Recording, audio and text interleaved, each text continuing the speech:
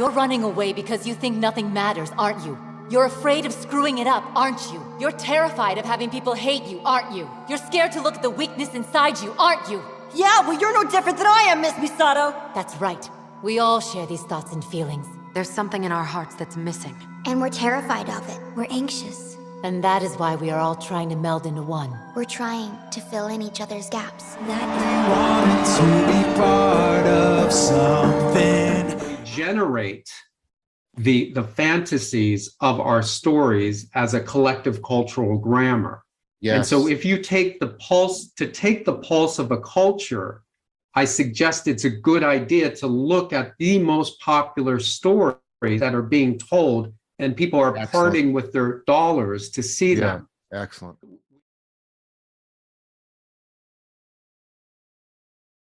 I have a question for you. In part because we have a number of friends who do not have faith, as we do not.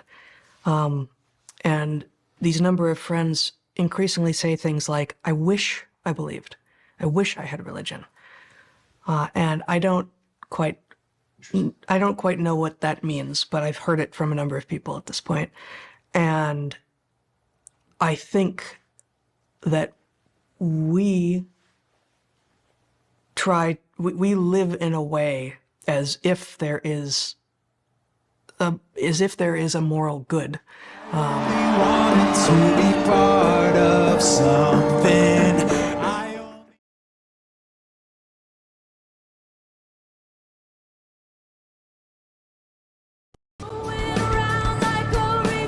Who is it? Oh, she sounds awesome! Yeah!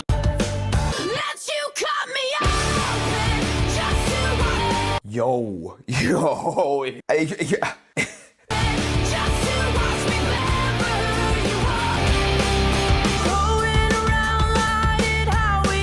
girl at the bar is the new singer. Who is she? Test is gonna be the scream.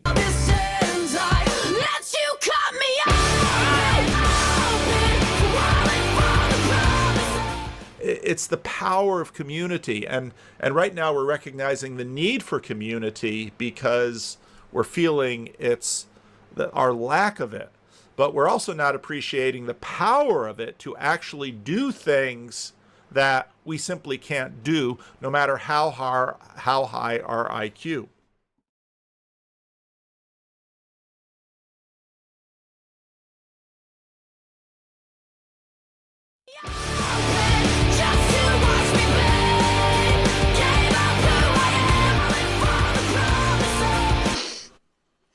Sorry, though. Part of what Jordan Hall recognized in his forking away from the rest of the crew was that he was looking for something wholesome. He was looking for a community, and he found that community in a Christian community in North Carolina, and specifically in a church. Wanted to be part of something. And I have everything. The outside world says I have everything, but inside I'm dead. By that time I had moved back to Bakersfield, where we all grew up, and my parents were helping me with my daughter. I met some Christians. They invited me to church. I was like, who cares? I'll try it. If these Christians are too weird or whatever, I'll go to a doctor. Well, it's kind of amazing that you were willing to go to church. I mean, Exactly. A lot of people would just be... Even run away from that thought of going to a church, especially from the world that you were coming from. Well, this guy that took me to church also built like monster trucks and stuff, and he was like the coolest guy. So I was like, dude, I want to hang out with this guy. So God will use anything, right? I get there, and the pastor starts saying, Jesus is real. He'll come into your life if you invite him in, and all the negative stuff can't stay. And I was listening to him, and I was like, I'm going to try this. I went home with my drugs, and I just poured my heart out to God. I said, God, these drugs are going to kill me and leave my daughter without a dad. Please, if you're real, come into my life. Give me a new life. And with a long story short, I just had an encounter with God's love within the next few weeks, and man, I felt like Jesus came in and put his arms around me. I didn't see anything, but it was just like, it was a life-changing event. And I felt like I was at home for the first time. And, Peugeot and I, for a long time, have been saying, go to church. Wanted to be part of something. if you look at if you ask the Orthodoxy what should happen, it's liturgy, liturgy. That's sort of their thing. And if you look at the Catholics, it's the Eucharist, the Eucharist. That's sort of their thing.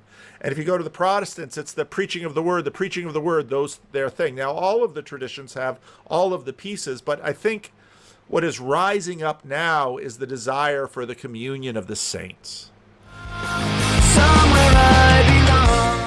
You can take comfort knowing you have no need to worry about what others will think of you all the time. But doesn't everybody hate me? You're an idiot! You just assumed on your own that everybody thinks that way about you. But I really do hate myself. Someone who hates themselves will project that hate and will then be unable to trust others. I'm dishonest, a coward, a sneak, and a weakling.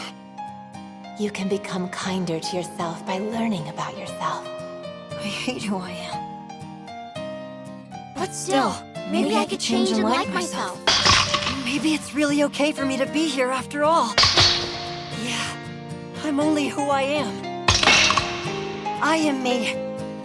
I want to be myself. I want to be here.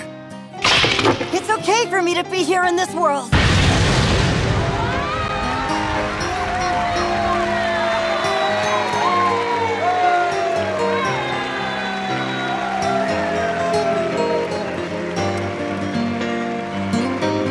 Congratulations. Congratulations. Congratulations.